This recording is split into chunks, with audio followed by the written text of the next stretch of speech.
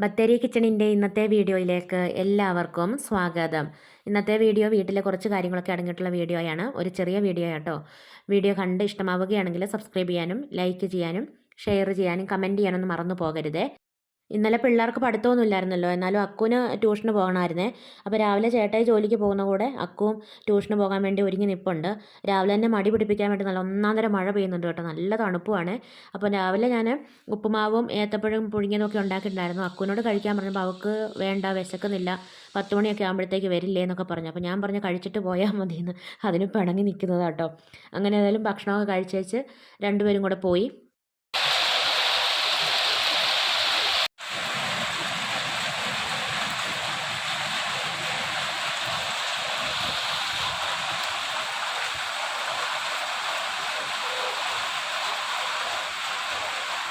ഇന്നിപ്പോൾ ആർക്കും ചോറൊന്നും കൊണ്ടുപോകണ്ടാത്തതുകൊണ്ട് രാവിലെ ഞാൻ ചോറും കറിയൊന്നും വെച്ചില്ല. ഉപ്പുമാവ് ഉണ്ടാക്കി പഴമൊക്കെ പുഴുങ്ങിയതേ ഉള്ളായിരുന്നു കേട്ടോ. ഇനിയിപ്പോൾ ചോറും കറിയൊക്കെ വെക്കണം. രാവിലെ ഞാൻ ചായയൊക്കെ കുടിച്ചു, പാത്രമൊക്കെ കഴുകി, അതൊക്കെ കഴിഞ്ഞിട്ടാണ് ചോറും കറിയും വെക്കുന്നത്. അപ്പോൾ ചേട്ടായി ഉച്ചയാകുമ്പോൾ വരും.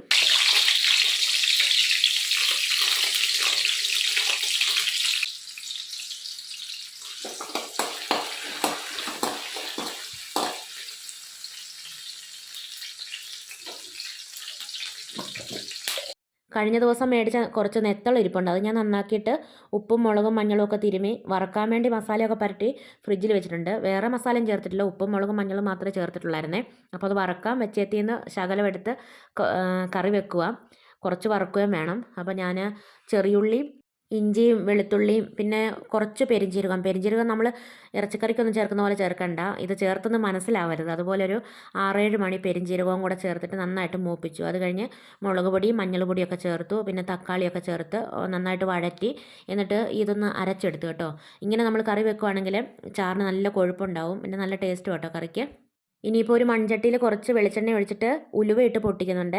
കടുക് വേണമെങ്കിൽ ഇടാം. ഞങ്ങൾക്ക് കടുക് അത്ര ഇഷ്ടമല്ലാത്തതുകൊണ്ട് ഞാൻ ഒരുമാതിരിപ്പെട്ട കറികളിലൊന്നും കടുക് ചേർക്കാറില്ല. അപ്പോൾ ഇപ്പോൾ കടുക് ഇട്ടിട്ടില്ല കേട്ടോ. പച്ചമുളകും കറിവേപ്പിലയൊക്കെ ചേർത്തൊന്ന് മൂപ്പിച്ചു. അത് കഴിഞ്ഞിട്ട് അരച്ച മസാല ചേർത്തിട്ട് ഒരു 2-3 മിനിറ്റ് നന്നായിട്ട് എണ്ണ തെളിയുന്നിടം വരെ മൂപ്പിച്ചെടുക്കണേ. ഇതുപോലെ നമുക്ക് ചെറിയ മത്തി, ചെറിയ അയല, ഇങ്ങനെ നെത്തള്, അങ്ങനത്തെ ചെറിയ ചെറിയ മീനുകളൊക്കെ ഇങ്ങനെ വെക്കാൻ നല്ല ടേസ്റ്റ് കേട്ടോ. നല്ല രസം ഉണ്ടാവും കറിക്ക്, നല്ല കൊഴുപ്പും ഉണ്ടാവും. അപ്പോൾ ഞാൻ മിക്സിയുടെ ജാറ് കഴുകിയ വെള്ളമൊക്കെ ഒന്ന് തിളപ്പിച്ചെടുത്തിട്ടുണ്ടായിരുന്നു കേട്ടോ. അതാണ് ഒഴിച്ചു കൊടുത്തത്. ഇനിയിപ്പം നന്നായിട്ട് ചാറൊക്കെ തിളച്ച് കഴിഞ്ഞിട്ട് മീൻ ഇട്ട് കൊടുത്താൽ മതി.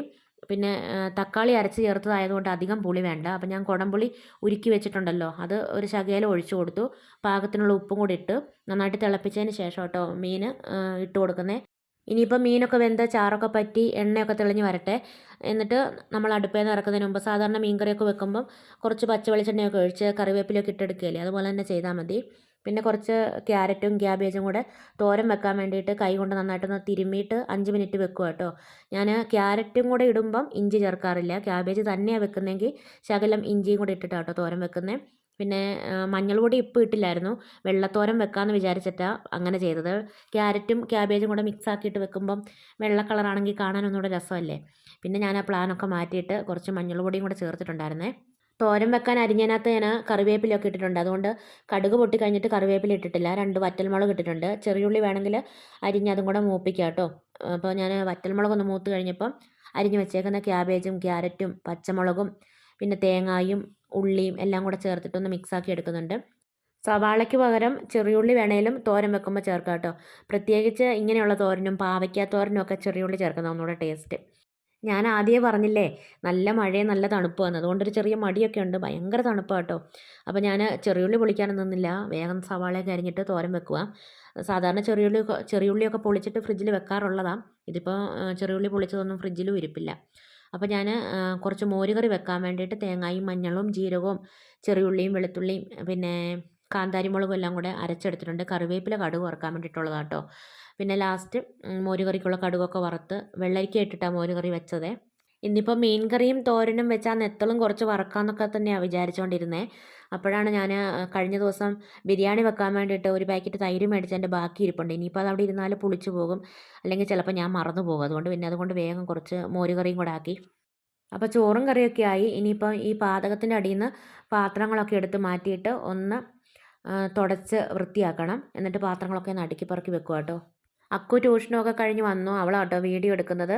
പിന്നെ കുറച്ച് തുണികളൊക്കെ മടക്കി വെക്കാനുണ്ടായിരുന്നു. അത് കഴിഞ്ഞ് പിന്നെ വേഗം ഒന്ന് അകമൊക്കെ അടിച്ച് വാരി തറയൊക്കെ തുടയ്ക്കുക. എന്നിട്ട് വേണം കോഴിക്ക് രാവിലെ കുറച്ച് തീറ്റ കൊടുത്തായിരുന്നു. ഇനിയിപ്പോൾ പുല്ലൊക്കെ അരിഞ്ഞിട്ട് കൊടുക്കണം, കുളിക്കണം. പിന്നെ തുണി അലക്കി വെച്ചിട്ടുണ്ട്, അത് വിരിക്കണം.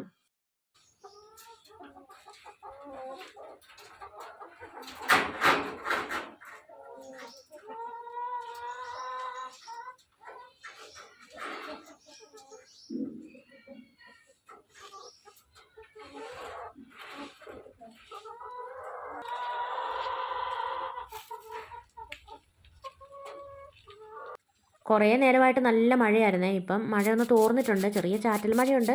എന്നാലും വേഗം ഒന്ന് മുറ്റം അടിച്ച് വാരി ഇവിടെയൊക്കെ ഒന്ന് നടയൊക്കെ ഒന്ന് കഴുകി ഇടാമെന്ന് വിചാരിച്ചു. പിന്നെ ഞാൻ ഒരു കോഴിയെ തുറന്ന് വിട്ടിട്ടുണ്ട് കേട്ടോ. പ്രശ്നക്കാരല്ലാത്ത 2-3 പേരെ ഇടയ്ക്കൊന്ന് തുറന്നൊക്കെ വിടും. തറ തുടക്കലൊക്കെ കഴിഞ്ഞ് തുണി വിരിച്ചിടാന്ന് ഓർത്ത് ഇറങ്ങി വന്നതായിരുന്നേ. അന്നേരം ആ മഴ തോർന്ന് നിൽക്കുന്നത് കണ്ടത്. എന്നാൽ പിന്നെ വേഗം മുറ്റം അടിച്ച് വരാമെന്ന് വിചാരിച്ചു. പിന്നെ തിരക്ക് പിടിച്ച് തുണി വിരിച്ചിട്ടിട്ടും കാര്യമൊന്നുമില്ല. എങ്ങനെ പോയാലും 3-4 ദിവസമൊക്കെ വേണ്ടി വരും തുണിയൊന്ന് ഒരുമാതിരിയൊക്കെ ഉണങ്ങി കിട്ടാൻ വേണ്ടിയിട്ട്. ഞാൻ കുറേ തണുങ്ങിൻ്റെ ചൂലൊക്കെ ഉണ്ടാക്കി വെച്ചിട്ടുണ്ട്. പക്ഷേ ഈ വെള്ളത്തിൽ കൂടെ ഒക്കെ അടിക്കണമെങ്കിൽ ഈർക്കിലി ചൂല് തന്നെ വേണം. ഈർക്കിലി ചൂലിന് കുറച്ച് നീളമൊക്കെ കുറവാണ്.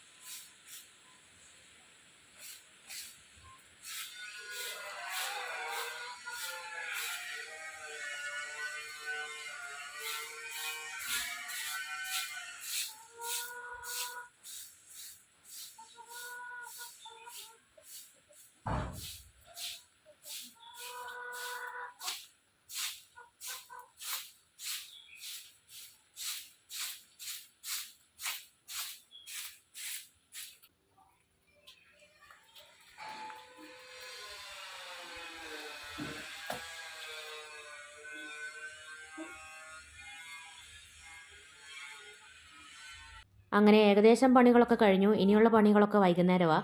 ഞാൻ കുളിയൊക്കെ കഴിഞ്ഞു. ഇനിയിപ്പോൾ തുണിയൊക്കെ വിരിച്ചിട്ടിട്ട് കുഞ്ഞിപ്പെണ്ണിനെ കുളിപ്പിക്കാനുള്ള വെള്ളം അടുപ്പിൽ വെച്ചിട്ടുണ്ട്. അവളെ കുളിപ്പിച്ചിട്ട് അവൾക്ക് ചോറ് കൊടുത്തിട്ട് വേണം എനിക്ക് ചോറ് കഴിക്കാൻ വേണ്ടിയിട്ട്. ഈ ഒരു കലം കുളിക്കാൻ വെള്ളം തിളപ്പിക്കാൻ വേണ്ടി മാത്രം വെച്ചേക്കുന്നതാണ്.